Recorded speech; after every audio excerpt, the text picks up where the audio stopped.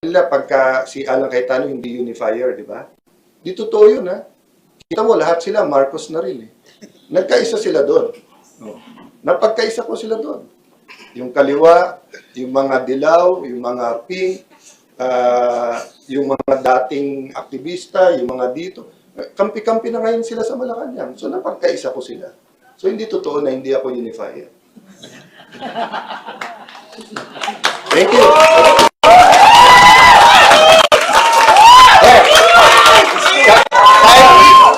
First time.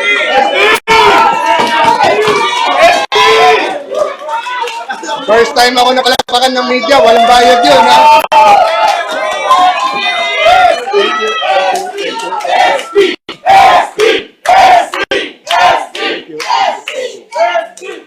Guys, ang hiningi ko lang, don't give us any quarters, prayers for the country. Thank you, everyone. Thank you. Sorry. Yes. Kanina, sir, na-mention nyo na yung threat lagi doon sa mga kasama ninyo na dyan. How do you intend to protect po yung mga kasama po ninyo para hindi pa kayo nalagasan lalo? Prayers, walk of faith. Nung nawala si Bato, yung misis nag-text sa akin, nag-text o tumawag kay Senator Robin, nag-text, tumawag kay Senator Bongo, sana naman daw sa bawat panggigipit maalala na si Bato, maganda na ang taguan, pero pumunta pa ang Senate para lang magbagong direksyon. Nung nakulong si Jinggoy, yun din ang sinabi niya sa akin, ako kasama niya doon. Sabi niya, pare, dead meat na ako dito, baka mabulok na ako dito. Pag naghiwalay-hiwalay pa, sabi mo sa grupo, hindi ako bumigay. I saw him during the most crucial time, di ba? So, nangyari yung nangyari kahapon, so we're still praying. But remember, tao din yung 11+1. Baka meron pa makonsensya sa kanila. Diba? You know, the problem with corruption in the Philippines is that when you put every single person under the microscope, may makikita ka eh. Diba? The best answer I heard was the former Secretary Angie Reyes. Sabi niya, alam mo, pag tinanong yung politiko, nagnakaw ka ba? Eh sabi niya, mag-uwi ka lang ng paperclip eh. Sa gobyerno, nagnakaw ka na eh. So it's a matter of degree eh. So that's why, di ba, once upon a time, sabi ko, baka gusto nyo resign all na lang, tapos bawal na tayo tumakbo, para clean slate. Lahat sila ayaw. Kasi nagkaisa din sila, ako lang daw dapat mag-resign. Kaya I unify people. Okay? Thank you. Marami. Last two questions. Are you still confident, sa grupo nyo na wala nang kakalas? Knowing na lipat na si confident ako na pare-pareho prinsipyo namin and that we'll make the right decisions together. Kasi kung ako lang ha, parang gusto ko nang sabihin dalawa sa kanila na pahiram nyo na yung boto kasi ang hirap ng pinagdadaanan nila, tapos para bang ako lang nakikinabang dahil akong SP. So, although alam na nila na ilan kaso na at ilan na ang hinalungkat sa akin, so nandun yung support. So, I'm confident in our democracy. I'm confident that the Philippines is a country of the Lord. So, I face this. I'll just quote someone na nakasama ko. Sabi niya sa akin, Brad, alam mo naman ako, kasi magkasama kami noon. Hindi ko nakasama kay Erap, nakasama ko kay GMA. Sabi niya sa akin, Brad, alam mo naman, kahit barilin ako sa Luneta, single ako noon, wala akong pamilya, wala akong asawa, bata pa tatay ko. Pero ngayon, baka takahin sa puso tatay ko, pero hindi ako kakalas. So, ganun na yung salitaan namin eh. So, although may asawa ko, I haven't been blessed to have children. I have a lot of pamangkins I treat as my children. I have my ate na I didn't want to pull in. But she's a senator as much as me, and she's happy to do this. She didn't want the blue ribbon.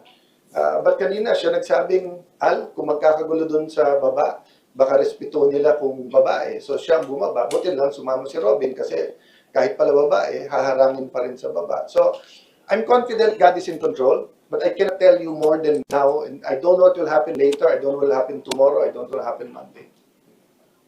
Thank you. Matthew Perez from Malaya. Kanina na-hack yung Facebook ni Senator Marcoleta. Tinignan ko, may nagda-drum. Sabi ko, baka bombo yun.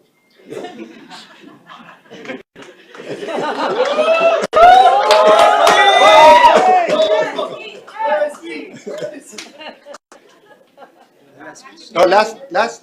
Senator, Yeah, go ahead. this is from me, Matthew from Matthew, Malaya. yes. Yes, I would would like to ask, how do you feel about the palace recognizing the leadership of acting Senate President Sherwin Gatchalian?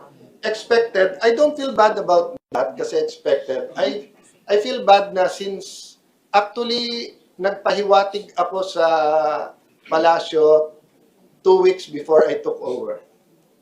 I talked to many of their allies and told them mukhang improbable na pumalit kaming grupo pero possible. Improbable dahil marami kayong hawak dahil tinatakot nyo pero probable kasi hindi na tenable yung ginagawa ni Senator Lacson, Senator Pangilinan, Senator Soto. So, nung nagulat sila, nagsisisihan na kasi hindi sila naniwalang mangyayari, pinaabot ko na priority namin impartial na impeachment kasi yan naman hiningi ng ating mga kababayan at yung ekonomiya kasi hindi natin nararamdaman dito sa Manila at dito sa mga air-condition na kwarto pero yung mga kababayan natin sa bawat barangay, whether Metro Manila, Luzon, Visayas, Mindanao, OFW sa Middle East, nararamdaman nila. So, tinanong ng mga ibang kakampi nila, Blue Ribbon, sabi ko, we want to know the truth, but we want it as a fair, so sana both sides nandun. So, nagulat lang kami for the next 3 weeks, kami nakalaban. But maybe I can say I just found out today kasi grabe pala yung mga testimony. Again, totoo ba o hindi, I will not comment the same way Senator Lacson did. I'll just leave it to the people to believe or not believe yung narinig nila. Thank you very much Thank for you. that answer. And just a follow-up question on that. Aren't you worried that this particular statement could further erode public trust and doubts over your leadership as of the moment? My leadership doesn't matter. What matters is we do what is right. I mean, sabi ko nga, kung one day lang ako SP, shortest SP, kung yan, you know, hindi ako magbabanggit na religion kasi, but it's not how long you have, but it's what you do with it. So, as long as every single day that SP ako, I'm doing my job. I told my sister kanina, sabi ko, ate, part of me wishes may 13 sila kahapon para tapos na. Di ba? Mabisita ko si Mami, nag-birthday Mami ko kasabay ni Senping at matagal ko hindi nakikita nanay ko. May time ako sa mga pamangking ko, bumalik ng normal buhay ko, mahirap trabaho ng asawa ko. So, mahirap na everyday ganito yung buhay. Okay? So, sana kung nag-13 sila, wala na akong paglalaban kung hindi yung katotohanan na lang, pero hindi ko na responsibility yon, di ba?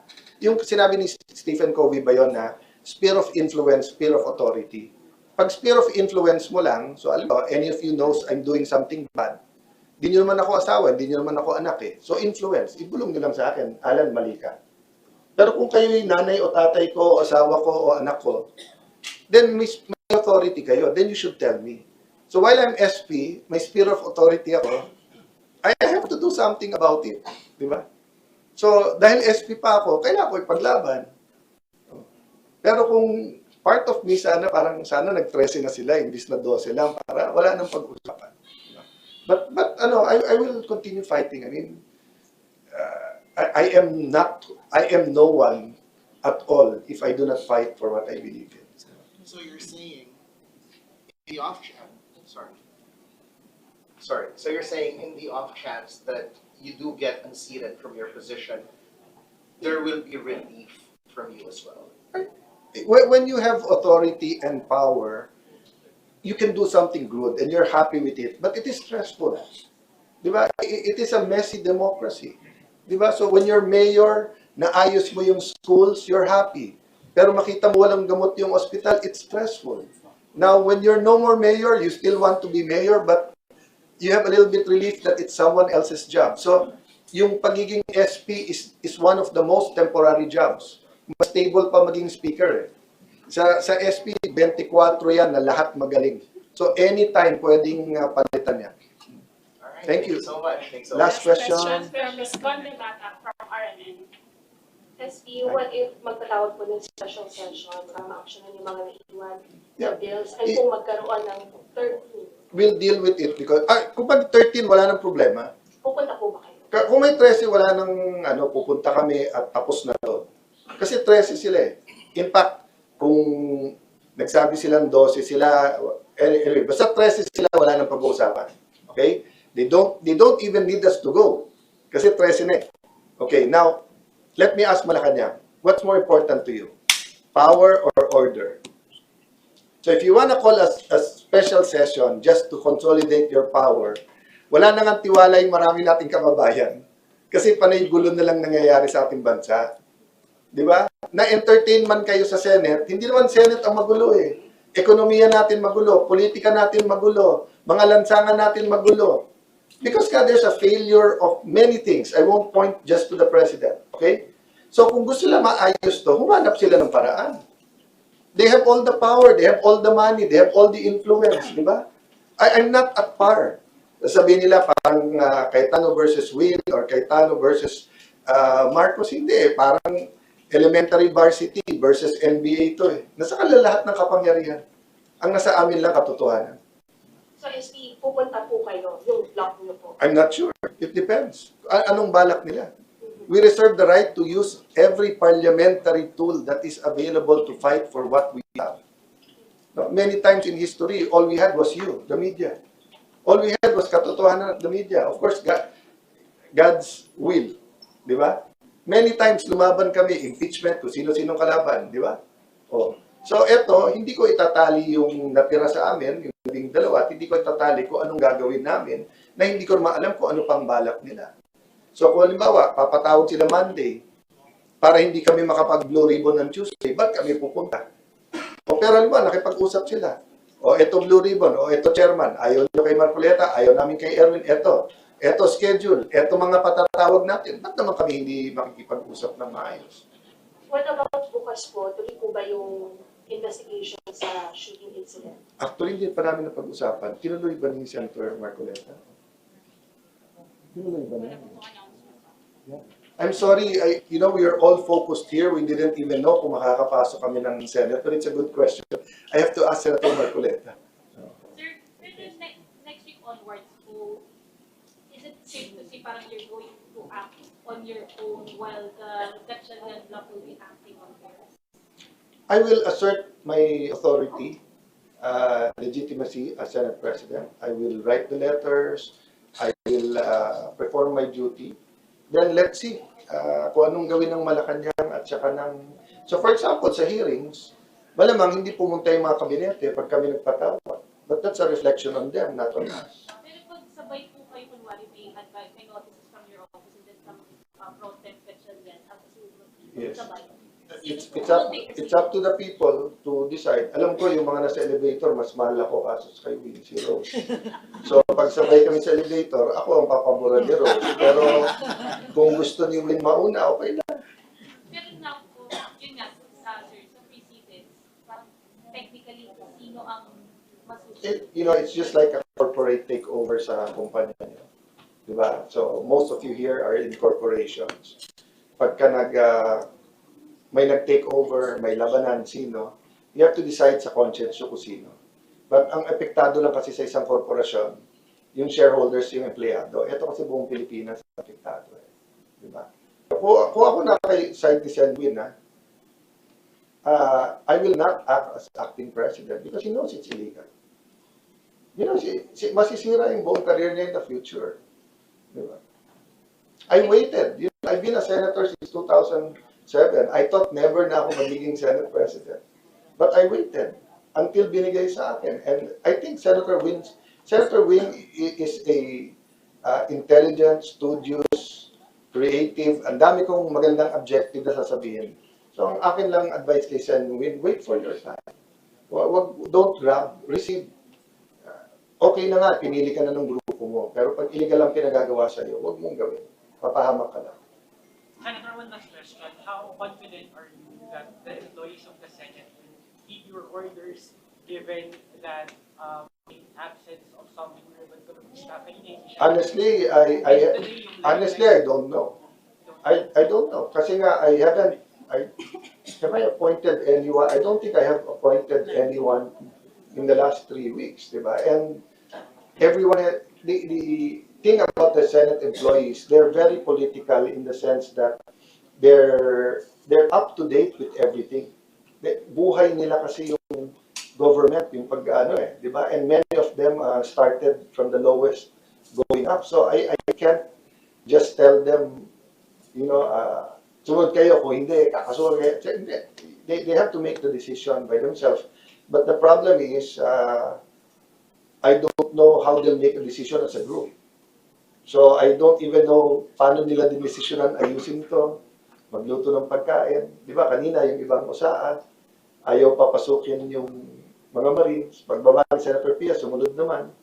So it's going to be a struggle, but it's going to be a struggle we'll do for the country. But Senator, it shouldn't be viewed as a sign of you losing control over the Senate. For example, yung live streaming, yung naka-live stream itong press con mo ngayon sa Well, Senate. kung kalaban mo ay Malacanang at mga kasama nito at mga at mali-maletang maleta, siguro yung nararamdaman ko, mararamdaman mo rin. Di ba? So, except that nung bata ako, yung mga dean ng law school, mga retired justices, etc., kahit yung kampo nila ay kampo nila, pag mali, sasabihin nilang mali. If this happened even during martial law, even in the 70s, 80s, this happened, 95% of the legal community will come out and say, it's just wrong. It's just wrong. But we live in a different world where your algorithm at yung part-time fraternity, na di bali ng mali yung mga brad mo sila. So that's the problem of our next generation now. Di natin tinuturo, tama is tama, mali is mali. Diba? Ang tinuturo natin, kampo natin to, so siguro tama to. Thank you. Question from Newswatch. Okay. Sir, yes or no lang po. Sabi ko, Senador ka ba? hindi sir, last na lang po kasi. Future senator to. Sorry. Pero sabi po kasi ni Senator Gatchalian na he will preside over the impeachment daw po. Ano po masasabi? Kayo po ba? Kayo No and no. Tanungin mo naman why. Why? Sir, why no? First of all, because I am Senate President, and if you look at the Constitution, it's the Senate President. Only in the case if it's the President being impeached, will it be the Chief Justice? And no, because they amended the rules, kahit tama sila, si Senator Pangilinan ang gusto nila. But by the way, they offered that to me. Bumaba daw ako ng Senate President, ako magpre-preside. Pero yung tinanggihan ko.